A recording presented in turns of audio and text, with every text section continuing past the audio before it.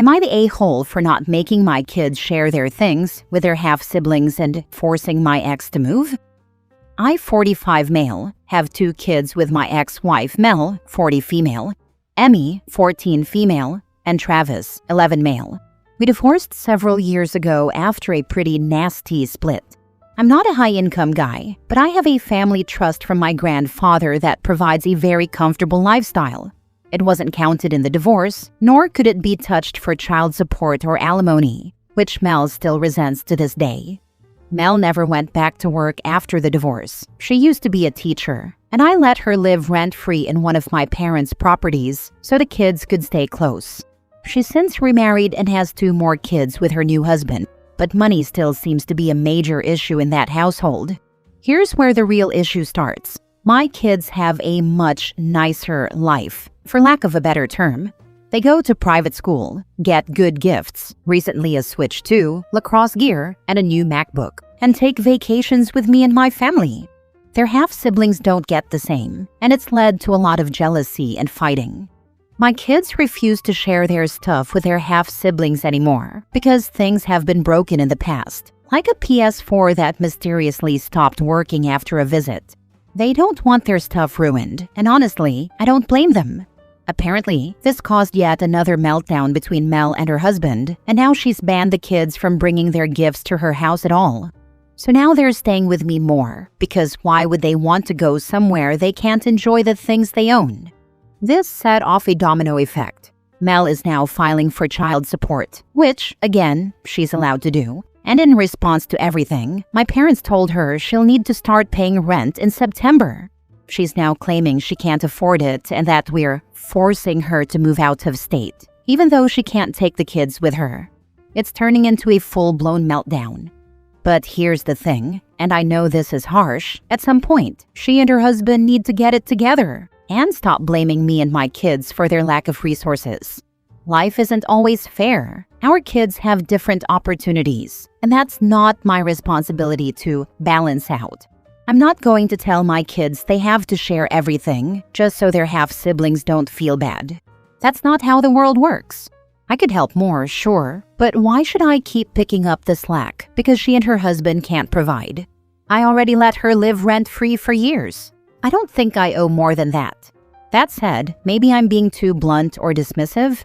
Am I the a-hole? Now for the top comments. Your ex has not gone back to work, remarried, and her new husband and kids live rent-free along with your kids in a property owned by your parents. Your ex wants you to subsidize her and her new kids. Not the a-hole, but you should go to court for majority custody. The environment at your ex's is toxic. Yeah, I'm kind of baffled that this woman never bothered to manage her own finances and expects her ex to give her money. And she's married. And what the heck did they do with their money if they didn't even need to pay rent? Me, I'd have a good-sized nest egg and be working on buying my own house. Ex obviously didn't take advantage of the extra resource she had while she had it. You need to go to court and get custody of your children. Their living situation with their mother is toxic and not good for them. You have done more than enough for your ex by allowing her to live rent-free in one of your parents' properties. If she goes to court, I don't think they will do too much because you are contributing by letting her live in the rent-free property, but it would be a good time for you to try and get custody. From what OP writes, it sounds like she was getting more via the free rent than she would from child support. That's based on the parent's income and standard of living. It sounds like his child supportable income is minimal, and their standard of living was based on what his parents could or can provide, rather than what OP could provide. So there's a high chance that she would receive far less than what she was receiving by way of free rent. Next story. Am I the a-hole for rejecting my father's attempt to be in my life after 20 years and for not wanting to form a relationship with his young children? My father was never in my life. I'm 20 male. His parents and siblings were. I grew up seeing them once a week, and sometimes more if they had things going on. My mom was on good terms with them. But him? The first time I saw him was 6 months ago. He showed up at a cousin's wedding that I was also attending. Then I saw him again 2 weeks ago. He approached me at my grandmother's birthday party. He said he was sorry for not being there and that he wanted me to know he wanted to try and prove himself to me. He said he wanted me to give him a chance. I told him it was way too late and I wasn't interested. He asked if he could change my mind at all. I said no. Then he tried to tell me that he'd drive over once a week if I agreed and that he'd be there for me. He'd pay for stuff like he never did before. He offered to do anything, and I told him nothing could make up for 20 years of never seeing his face, of mom being forced to raise me alone. I said he didn't get to change his mind after all her hard work. He ran back to his wife looking dejected. His wife approached me just before I left, and she asked me to consider a relationship with her and my father's children. They have 3 kids under 8. She said they wanted to approach me both times they saw me, but they didn't feel like I wanted them to. She said my grandparents were willing to give us a chance to get to know each other. She said it would be great if we could be in each other's lives. I told her I understood she was looking out for her kids, but I'm an only child in the ways that count for me. I said I'd be friendly with her kids if I were speaking to them, but I didn't want a deeper relationship. She left it at that. Following the party, I heard from my 2 aunts, and they wanted to know why I was unwilling to work on any of this. They said they could understand my feelings toward my father, but they felt like I was throwing away a chance to have something I wanted as a kid, something I deserved. Their bigger issue was me refusing to form a relationship with those kids. They asked me what my reason for that was, and I told them I don't have a dad or a second parent. I only have mom. She only has me. Therefore, I'm an only child. I said they would be more like cousins, but I wasn't going to string them along and let them think I wanted to be their brother. There's been a lot of back and forth since with my aunts. They do not support my decision. They said whether I like it or not, I am not an only child, and while that is biologically true, the man raising them had nothing to do with me and had no part in making me who I am. The only parent I have is my mom. I can acknowledge I'm still related to these kids, but I cannot find it in me to care enough to form a relationship. I'll be friendly like I told their mom, but ultimately, I wouldn't ever go out of my way to spend time with or get to know them. Am I the a-hole? Not the a-hole. Shame on your aunts. It's ludicrous that they expect you to show up for his kids when he never showed up for you. And I can only imagine that it would be painful for you to see him raising those children when he never even saw you as a child. He's a sperm donor at best, and I highly doubt he paid child support. So as well as being absent, he's also a deadbeat. Where was their concern for a child not having their family around when you were the child in question? Did they harass your dad about his scummy behavior the way they're now harassing you? Just because you share genetics with these kids, that doesn't make them siblings. He never paid child support. My mom fought for it and my grandparents actually funded her attorney, but he never seemed to have a job or was claiming welfare, so nothing could really be done. I know his family did talk to him back then, and then he moved and stopped talking to them until a year ago. But still, they could give him grief about it now instead of me. Not the a-hole. Your sperm donor blew it 20 years ago by running out on his wife and baby. He doesn't deserve any chances. Besides, I notice how young their kids are and can't help but think that they are using this as an attempt to get a free babysitter. It could be that, or it could be his wife just wants her kids to have a relationship with me. It doesn't really influence my answer though, but regardless, I would never be a prick to kids and they did nothing wrong. Their parents could save them a lot of heartache if they don't make promises on my behalf. I know some people are awful for that. I'm wondering when the wife found out about you since they weren't in contact with his family until a year ago. She might be a decent person and was not thrilled when she found out what he did. She seems like she is both making overtures and trying to respect your wishes. It's possible he's trying to do damage control on his own marriage. And that's why your family is trying to talk you into having contact with the kids. They need to back off, but it would make more sense if wife and kids are good people, and she was really upset when she found out what he did. It's possible, like she did back off after we talked. She didn't keep pressing the issue like he did, and she didn't try to shame me. So I won't rule that out, and I don't want to think the worst of her. My interaction with her wasn't terrible. Next story. Am I the a-hole for refusing to let my older sister stay with me after what she did to my brother when we were younger?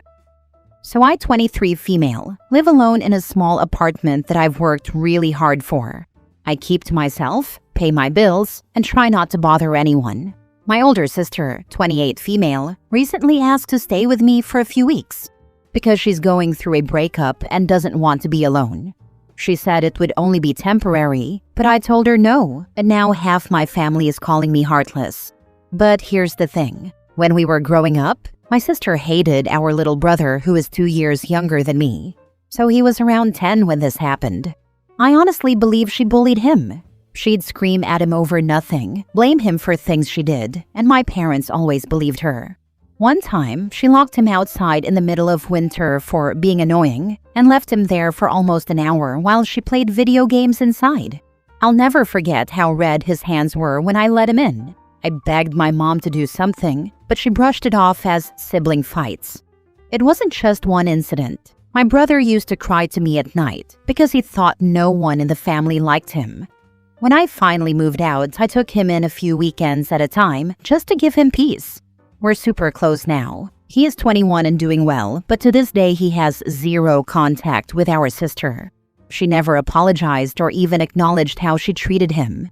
So when she asked to stay with me recently, all I could think about was how cold and cruel she was. I told her no, and she went off, said I was punishing her for childhood stuff, called me cold, selfish, and dramatic. Our mom took her side, as usual, and said I was letting my grudge break apart the family. But I'm not holding a grudge. I just don't want to live with someone who made my brother feel worthless for most of his childhood and has never once owned up to it. So, am I the a-hole? Now for the top comments. Not the a-hole. How many members of your family supporting her have offered to take her in? What goes around comes around.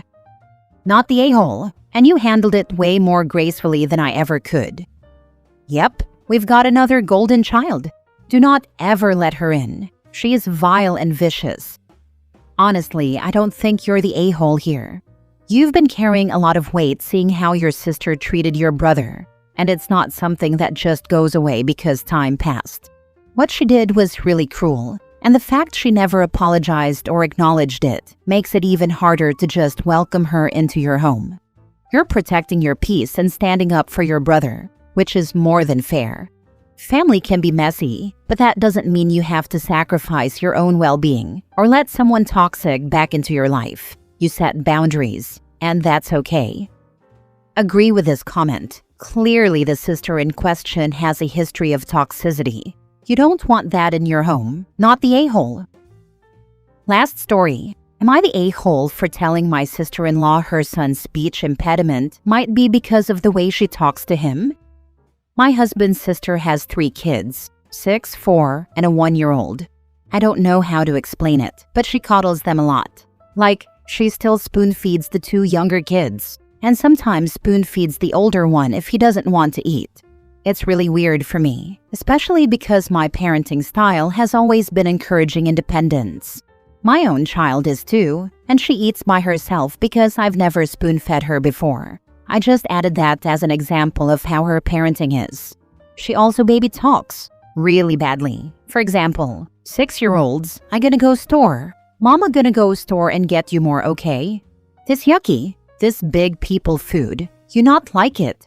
It makes me inwardly cringe because she also does this annoying baby voice to all the kids, including the 6-year-old. My mother-in-law does it too when she speaks to the kids, but I asked her to talk to my child normally. Her oldest has a speech impediment. He doesn't stutter or anything. He speaks clearly, in a baby voice. His grammar is worse than my 2-year-old's, and he repeats words a lot. He speaks exactly how his mom talks to him. We were together the other night, and the 6-year-old was trying to explain something to my husband, and my husband just stared at him, looked at his sister, and said that he couldn't understand anything the 6-year-old was saying. His sister just laughed it off and explained what he was trying to say, but my husband was concerned and brought up the fact that he's going to 1st grade and talks like this. His sister just said he'll grow out of it, and that speech therapy won't do anything. I couldn't help myself and spoke up, saying that maybe if she encouraged proper language and spoke to him in a normal voice, it would help. She and my mother-in-law did not like that. They got angry. and told me that I'm just way too harsh of a parent and that I'm a horrible person. I left in tears, and my husband says that while he agrees with me, maybe it wasn't my place to bring it up. Am I the a-hole? Not the a-hole. They always shoot the messenger, but someone needed to step in and do something, so this kid doesn't get obliterated into being the weird lonely kid for all of school. And the fact that they immediately got defensive and said OP is a horrible person, OP didn't go to personal attacks and name-calling-like behavior. This poor kid is gonna get made fun of. Kids can be mean, not the a-hole OP. If she thinks you are harsh, wait until the first grade teachers get a hold of her. Not the a-hole, someone has to say it. My thoughts exactly. The teacher will think it's the child until the teacher hears the mom talking to the child like that. Then the mom will find out speech therapy is part of school, and it does help. Reading teacher and dyslexia practitioner here. He is going to have all kinds of trouble in school. Unfamiliar words for reading, writing, and speaking because of that. Let's not even talk about social skills. I could go into detail, but he is going to struggle. For how long depends on the child. Hopefully, he will pick up the language quickly once he is in school and is aware of how to communicate with his peers. Did he already attend kindergarten? If so, how did that go? I'm not giving a judgment. I understand it can be hard to stand by when someone's behavior is massively hindering a child. That said, talk to your husband about how he could best approach it using facts, not opinions on how his language will affect him academically and socially.